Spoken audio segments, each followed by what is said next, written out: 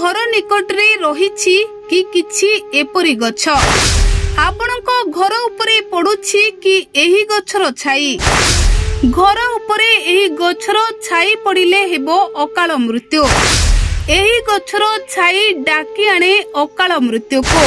दर्शक बंधु गछ लतांको अनेक मनीष भल पाई थांती केही केही निज व्यस्तबहुल समय बाहर करी गछलता मध्य लगाई थांती। कुहा जाए कि वृक्षरोपण करिबा द्वारा आत्मा को खूब शांति मिलिथाए चिंता दूर होइथाए मनीष मध्य निज दुख भूली जाइथाए। हेले केबे केबे आमे आम अजनातरे एपरि किछि भूल करिथाउ जहा आम पई भयंकर विपद को डाकी आनी थाए। एमिति कि केबे केबे विपद आम पाखरे थाए हेले आमे जानी पारि न थाओ। तेबे ठीक सेही भली किछि गछर छाई जदी घर उपरे पड़े तेबे ताहा मृत्यु को डाकी आनी थाए। जदि आपणको घर निकट रे गछ अछि ओ सेही गछर छाई जदी आपणको घर उपरे पडुछि तेबे वीडियो उपरे नजर पकांतो नचेत आगो को एक भयंकर अघटन घटी जाई पारे।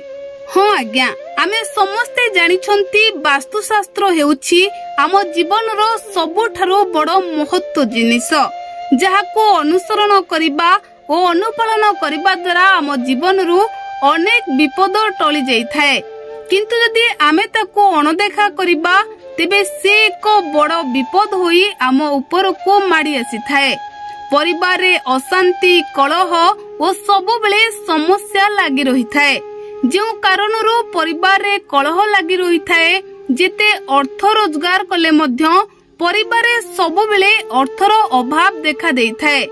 यार कारण कोन काहे के परिवार को एभली बारंबार समस्या आसुछि यार कारण समस्ते खोजी हेउथांती हेले समस्तंको अजनातरे यार कारण लुचि रही थाए जहा आपणको चारि पाखरे ही रही थाए।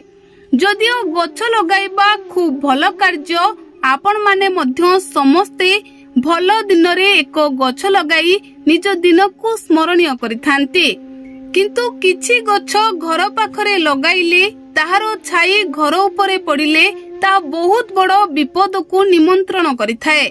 हेले सब गछ घर पई विपद साजी न थाए।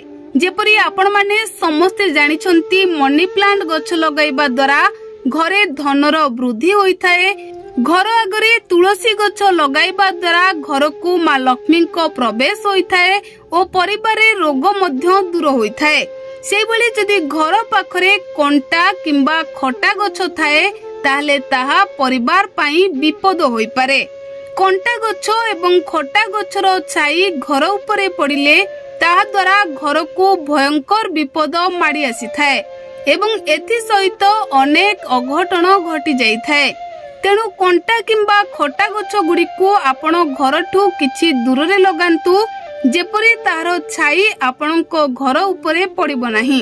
तेबे दर्शक बंधु गछ लगाइबा खूब भल काम। गछ लगाइबा द्वारा भगवान खुशी होई थांती परिवेश सुंदर होई थाए मन रे शांति आसी थाए। मात्र गछ लगाइबा समय रे एही जिनिस प्रति ध्यान देबा उचित होई थाए। Bureau report BNS live.